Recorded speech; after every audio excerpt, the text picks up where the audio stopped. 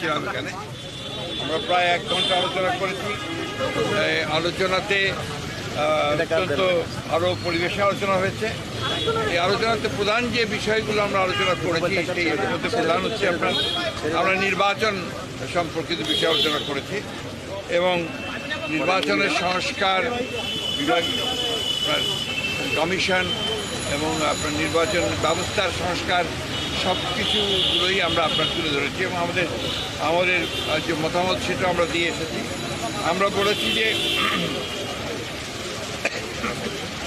নির্বাচন কমিশনার নিয়োগ আইন স্থগিত করে প্রধান রাজনৈতিক দলসমূহ ঐক্যমতের ভিত্তিতে অনতিবিলম্বে নির্বাচন কমিশন গঠন করতে হবে এবং আমরা একটা রোড ম্যাপ দিতে বলি।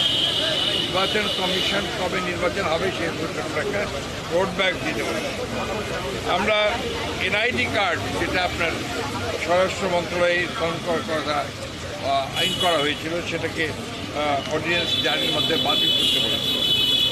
আমরা বিতর্কিত কোনো ব্যক্তি যেন কখনো এই নির্বাচন সংস্কার কমিটিতে না যায় সেই কথা আমরা বলেছি। আমরা বলেছি যে ফ্যাসিস্ট সরকারের সময় প্রতারণা সাজানো ভুয়া ভোটের মাধ্যমে ঘটিত সকল ইউনিয়ন পরিষদ বাতিল করতে বলেছি এবং 14, 18, 24 সালে যে সকল নির্বাচন কমিশন ছিল তার প্রধান নির্বাচন কমিশনার এবং কমিশনার সহ তাদেরকে ভুয়া নির্বাচন, ব্যর্থ নির্বাচন, একটা পক্ষপাতদুষ্ট নির্বাচন করার অভিযোগে তাদেরকে আইনের আওতায় আনার কথা বলেছি।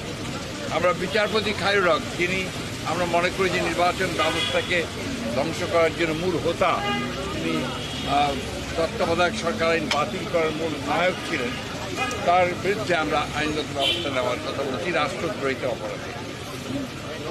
আমরা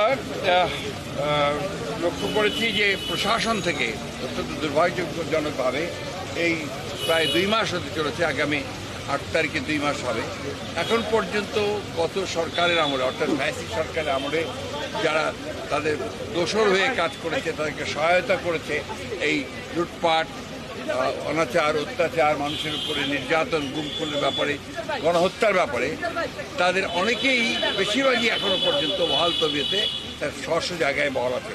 এদেরকে অবিলম্বে তাদেরকে সরিয়ে নিরপেক্ষ ব্যক্তিদেরকে এখানে আনার কথা আমরা বলেছি। আমরা বলেছি যে আপনার জেলা প্রশাসকের ব্যাপারে আপনারা লিখেছেন পত্রপত্রিকাগুলিতে লেখালেখি হয়েছে, সেই 59 জন জেলা প্রশাসকের মধ্যে কী করে সেটা নিয়োগ করা হলো সেটা সম্পর্কে আমরা জানতে চেয়েছি।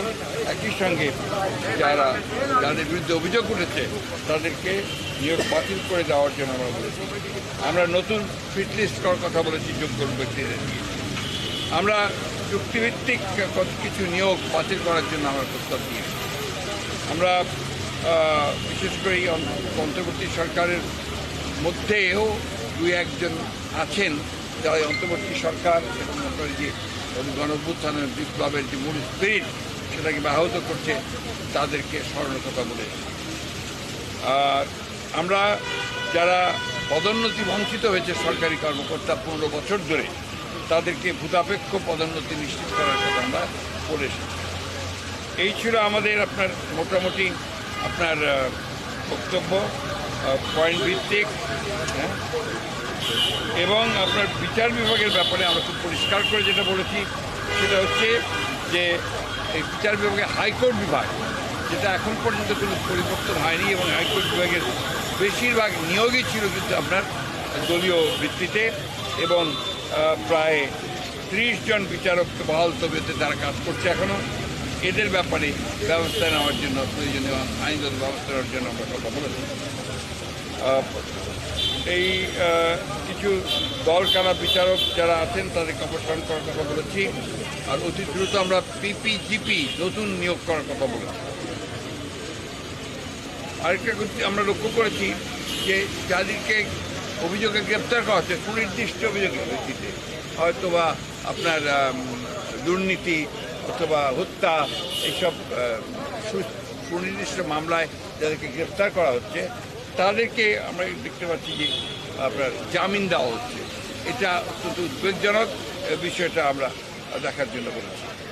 আমরা 2007 সাল থেকে 24 সাল পর্যন্ত 5ই আগস্ট পর্যন্ত আওয়ামী লীগের আমলে দায়েরকৃত সকল মিথ্যা মামলা, গায়েবী, ভুয়া, সাজানো, রাজনৈতিক উদ্দেশ্যে প্রণোদিত মামলাগুলোকে প্রত্যাহারের জন্য আমরা নীতিগত সিদ্ধান্ত ঘোষণা ও প্রত্যাহারের প্রয়োজনীয় ব্যবস্থা গ্রহণ করা হবে। কিছু আমলা, কিছু আপনার পুলিশ কর্মকর্তা, কিছু শুনতে পাই কিছু আপনার বিভিন্ন মন্ত্রণালয়ের লোকজনেরা এবং আপনার মন্ত্রীরা তারা দেশ ছেড়ে পালিয়ে যাচ্ছে। কীভাবে পালাচ্ছে, কার সহযোগিতায় পালাচ্ছে, সেই বিষয়গুলো আমরা দেখার জন্য বলেছি। আরেকটা বিষয় আমরা জোর দিয়ে বলেছি যে আজকে পতিত ফ্যাসিবাদী প্রধান শেখ হাসিনা ভারতে আছে। ভারতের থেকে তাকে কেন্দ্র করে তার মাধ্যমে যে সমস্ত ক্যাম্পেইন চলছে, প্রচারণা চলছে, যে অপপ্রচার চলছে, সেই বিষয়গুলো হতে পারছে এই জন্য যে সে ভারতে আছে। এই বিষয়টাকে ভারতের সরকারের সঙ্গে আলোচনা করার জন্য এবং তাকে ওই অবস্থা থেকে সরিয়ে দেওয়ার জন্য আমরা সরকারকে অনুরোধ করেছি। তারা ভারত সরকারের সঙ্গে নিয়ে কথা বলছে।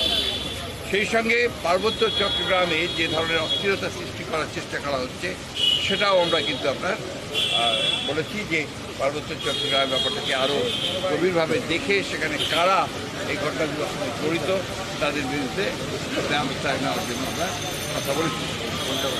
আরেকটি কথা আমি বলি যে আপনার গুমখুনের সঙ্গে যারা জড়িত তারা এখনও ধরাছোঁয়ার বাইরে, তাদেরকে খুব কম, একমাত্র জিয়াউল হাসান ছাড়া আর কাউকেই ধরা হয়নি। আমরা মনে করি যে অবিলম্বে দাবি জানিয়েছি যে অবিলম্বে তাদের সঙ্গে চিহ্নিত করে তাদেরকে গ্রেপ্তার করা হোক ও তাদের বিরুদ্ধে ব্যবস্থা নেওয়া হোক।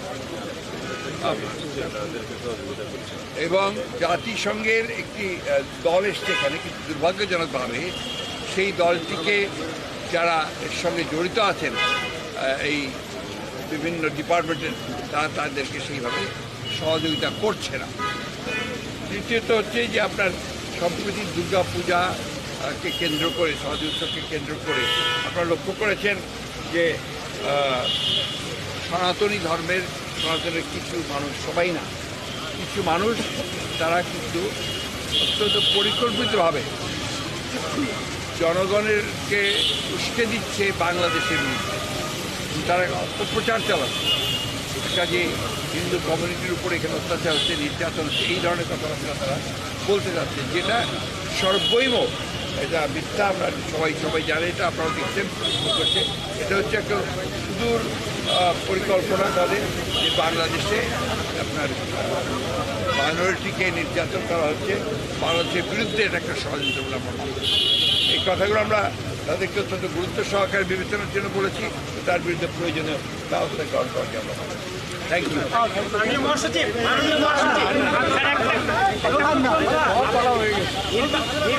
নির্বাচনের রোডম্যাপের কথা আপনারা বলেছেন, মাননীয় উপদেষ্টা এই নিয়ে একটা কন্ট্রোভার্সি হয়েছে। ওনার সফরের সময় মাননীয় সেনা প্রধানও বলেছেন যে 18 মাসের মধ্যে, এটা নিয়ে ওনারা ভাই আমি এই মাস দিনকাল নিয়ে কথা বলি না। উনি আমাদেরকে যেটা বলেছেন যেটা আমাদের 1 নম্বর প্রায়োরিটি, নির্বাচন অনুষ্ঠান তাদের 1 নম্বর প্রায়োরিটি। উনি ফিডব্যাক কি দিয়েছেন স্যার আপনাদের এই দাবির ব্যাপারে? উনি সব কিছু অত্যন্ত সহৃদয়তার সঙ্গে তারা দেখছেন এবং তারা মনে করেন আমাদের দাবিগুলো হচ্ছে জনগণের দাবি, আমাদের দাবিগুলো তাদেরও দাবি।